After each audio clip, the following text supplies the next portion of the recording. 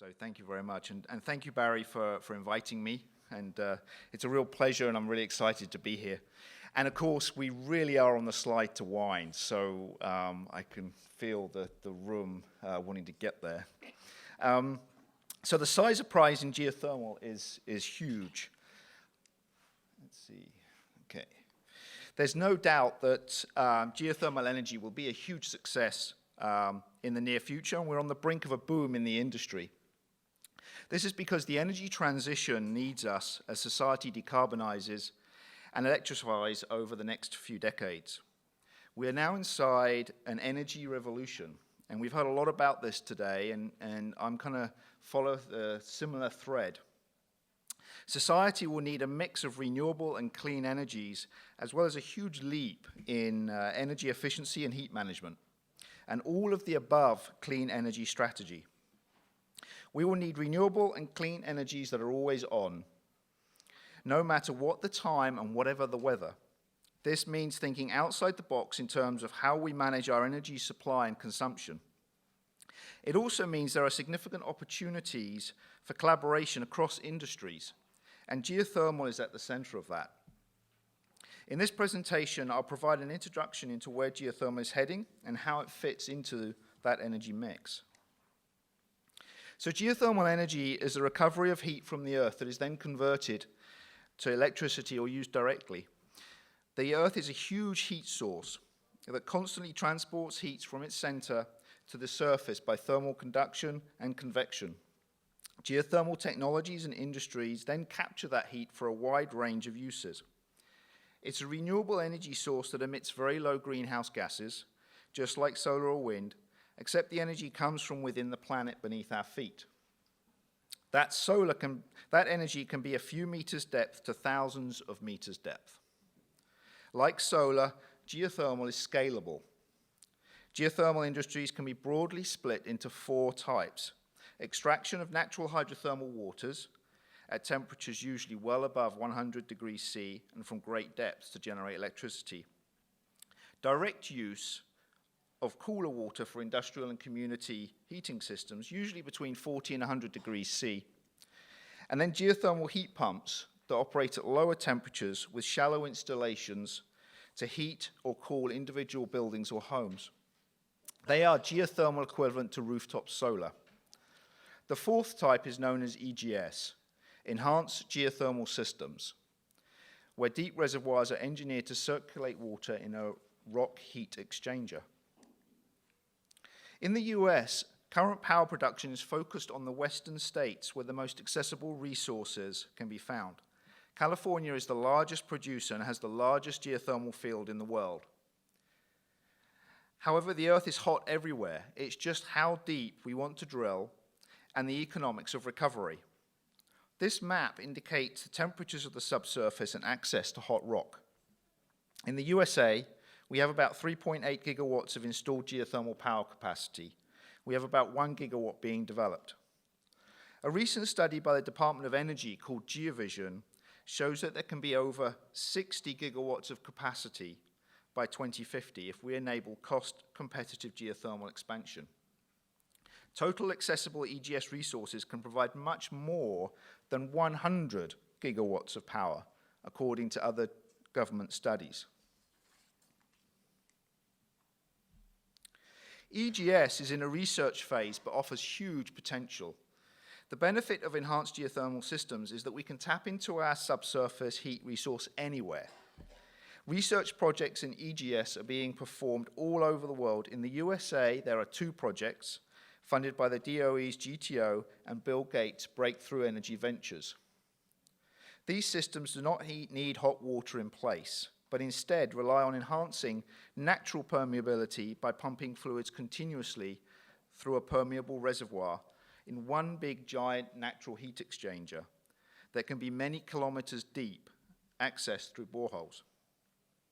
The main challenges with EGS are to develop the reservoir, access it economically, and control the fluids. The DOE's Forge project is situated in Utah and establishes an experimental field site to research, test, and demonstrate EGS technologies. on the path to developing commercial projects elsewhere. It will receive $140 million in continued funding over 5 years. When launching Forge, the Secretary of Energy noted, funding efforts towards the next frontier in geothermal energy technologies will help diversify the United States domestic energy portfolio, enhance our energy access, and increase our energy security. I believe those technologies will develop rapidly, and EGS will be a big success, helping bring geothermal into the mainstream and becoming a significant energy provider in the future. The DOE's GeoVision study, published in May, is pivotal and far-reaching.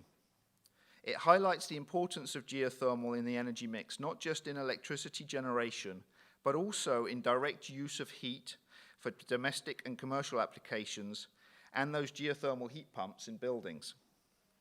The report shows that if we can bring down regulatory timeframes and well costs and enable geothermal anywhere, then we can see amazing market growth through 2050. We can scale up existing geothermal heat pump technologies in residential and commercial buildings. We can include heat pumps in new builds and retrofit to existing buildings to reach 28 million installations.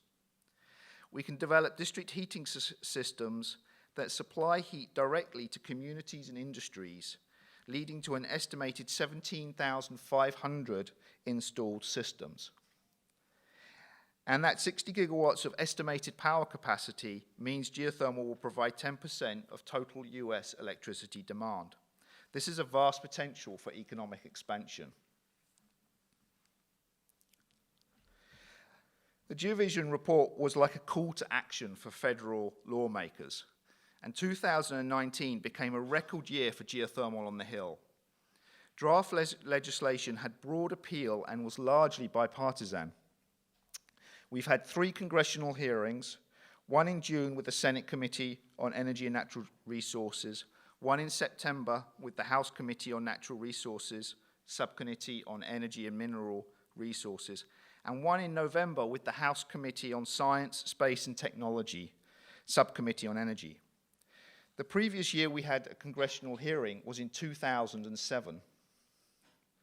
It was also a busy year for draft legislation that includes geothermal energy. The GRC's Policy Committee has followed this activity with great interest and supports all the draft legislation. The PC is an independently funded group of interested organizations advocating on behalf of the geothermal community to inform government policy, regulations, and decision makers. The chairman of the GRC's Policy Committee, Paul Thompson from Ormac Technologies, Inc., and our past president, Maria Richards from Southern Methodist University, testified at hearings last year, along with other GRC members. We look forward to seeing the next steps on all the bills I've listed here, and are excited about 2020 being an even bigger year for us. As many of you know, the further Consolidated Appropriations Act of 2020 was signed into law in December. The GRC commends this legislation and applauds the federal government for this passage. The legislation had 2 impacts for us. It retroactively revived and extended the full production tax credit, the PTC, for geothermal facilities through 2020, continuing US support for the geothermal industry. The PTC provides a credit for each kilowatt hour of energy produced by the taxpayer from qualified renewable energy facilities. The previous PTC for geothermal facilities expired at the end of 2017. This support contributes to the ongoing creation of new jobs in the geothermal industry, as well as the nation's energy independence.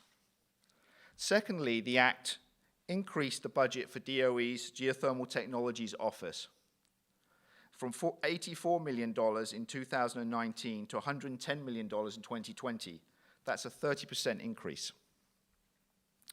This money brings increased funding for EGS on top of the Forge project, including at least one demonstration project and increased funding for ground source heating, cooling, and district heating. The main threads of the host of proposed draft legislation from last year were increased research establishing more forge-type experimental sites, including east of the Mississippi, streamlining permitting processes, and development of co-production technologies with petroleum and mineral industries. And I want to dwell on this co-production a little bit here. The oil and gas industry has a lot of opportunity in the geothermal markets as these grow.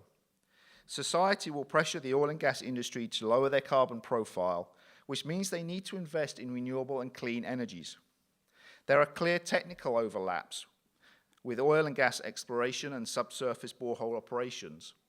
That means their workforce and talents fit with geothermal. This has already begun in the reservoir and rock mechanics, research and development arena. I believe the oil and gas industry will naturally gravitate towards the geothermal technologies to fit their clean energy goals as geothermal becomes more established and mainstream. As for the mineral industry, I'd like to focus briefly on lithium. Geothermal developers are looking at ways of increasing the value of geothermal plants where possible, so as to make power production even more competitive. One way to achieve this is through co-production of minerals with the power. In an area like the Imperial Valley in Southern California, the minerals are transported in the geothermal brine solution that is extracted from the hot rocks at depth. And currently, that brine is pumped back into the reservoir.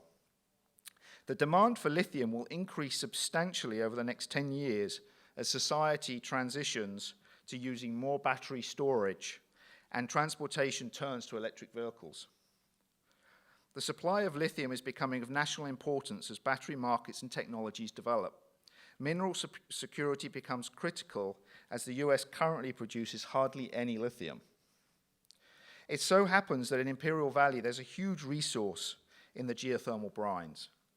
Companies like Berkshire Hathaway Energy have been investigating how to recover that lithium and estimate that the region could produce over 2/3 of the world's demand in 2025 and at a very competitive cost to elsewhere.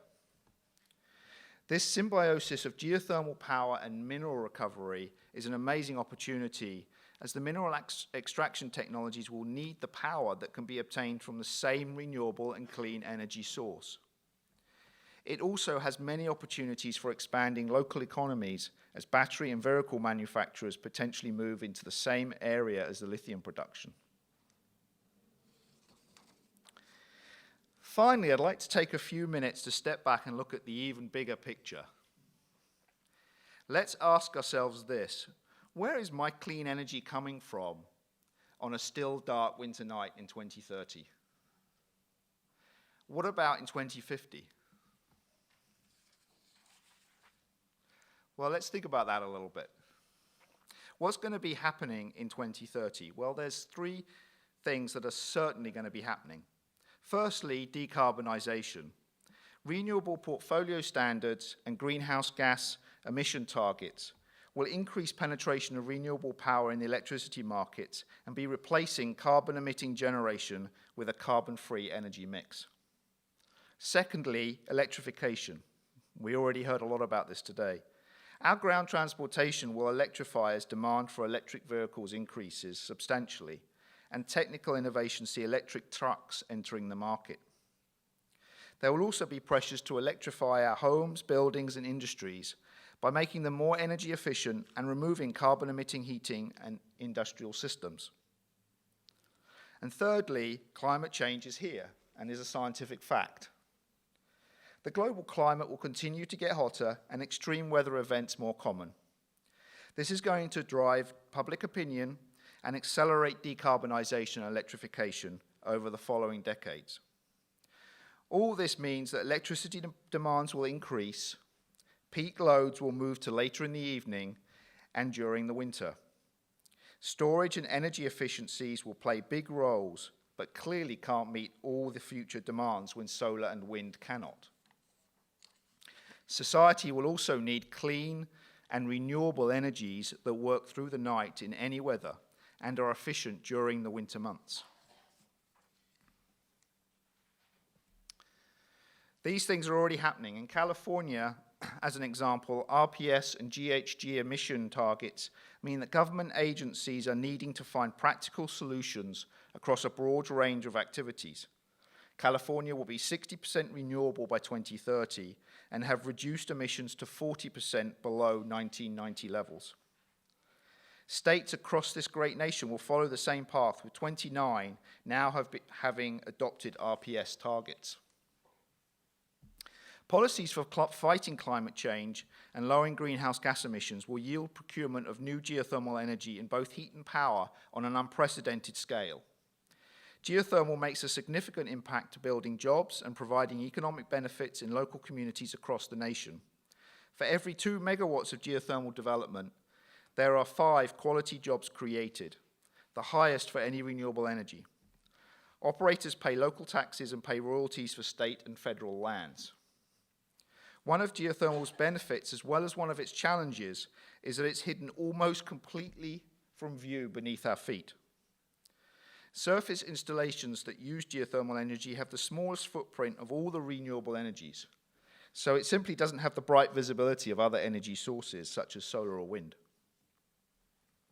But it's always there. As a renewable baseload resource, geothermal is a reliable source of energy that can give clean, renewable power and heat that's always on. It can provide the electricity grid with resiliency, reliability, and stability as we transition to renewable fuels. It's a stable 24/7 energy source with capacity factors greater than 70% in practice, higher than any other power resource except nuclear.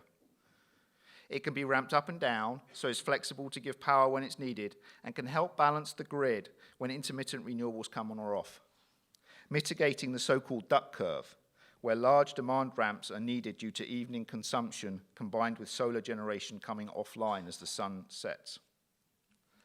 Geothermal power also provides ancillary services that are so important to maintaining a resilient and stable power grid with black start capabilities, spinning and non-spinning reserves, and frequency regulation.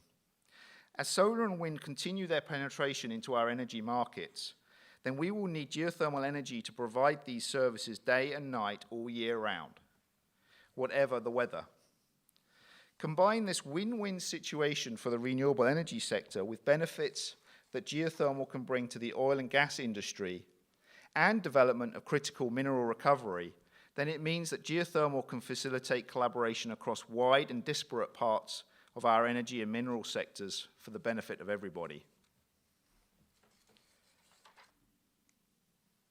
So to conclude, the geothermal industry is helping to build a future where geothermal power and heat can be rolled out across the nation as a critical source of energy for US households and businesses as we transition to a clean, renewable energy future. It's clear that society needs geothermal now. Thank you very much.